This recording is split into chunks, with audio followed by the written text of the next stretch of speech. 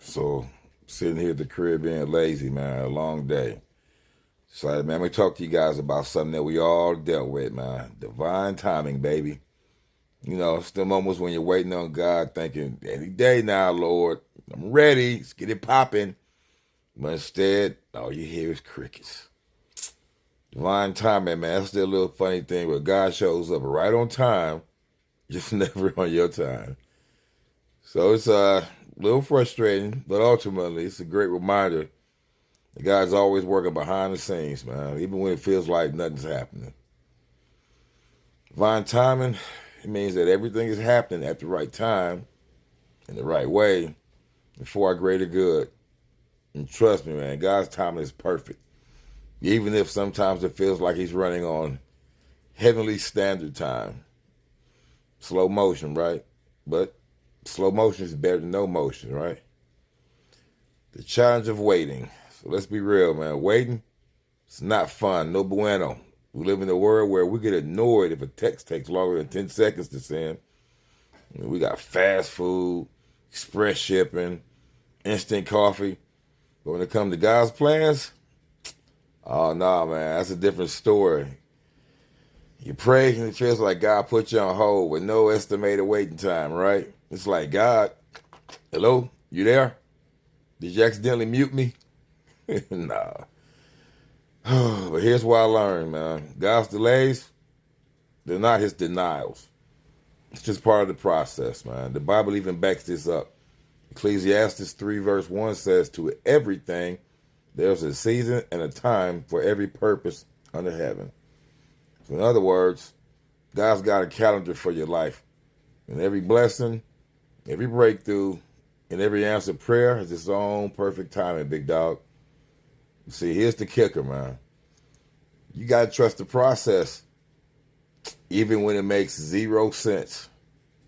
Got to be patient. And that's a whole nother topic right there.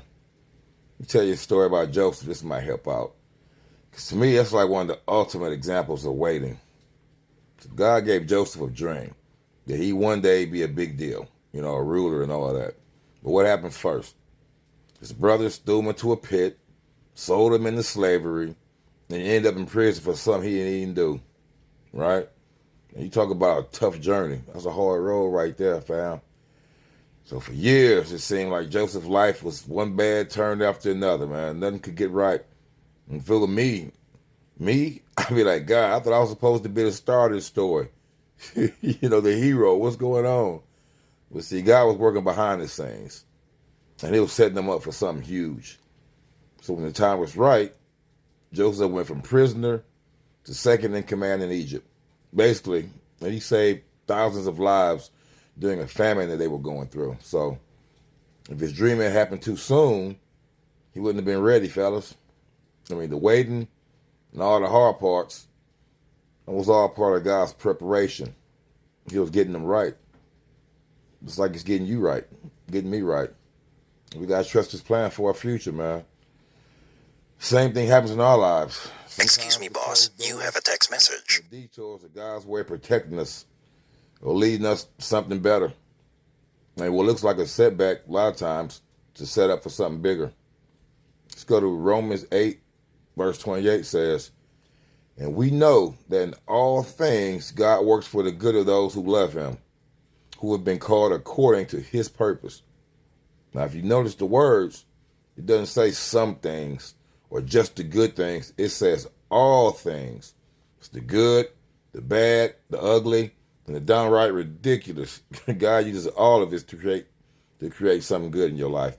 I mean, even the step that makes you want to throw your hands up in the air and say, seriously, God, this is what we're doing? Yeah, that too. And I think we've all had them moments, right? So it's about the power of perspective and patience. So how we survive the waiting? Perspective and patience. That's it. We got to shift our focus from why is nothing happening to what is God doing in me during this season. And sometimes God's not holding things back, man. He's just getting us ready. The waiting season, that's where he builds our character. That's where he strengthens our faith. It's like spiritual weightlifting. Painful, but necessary.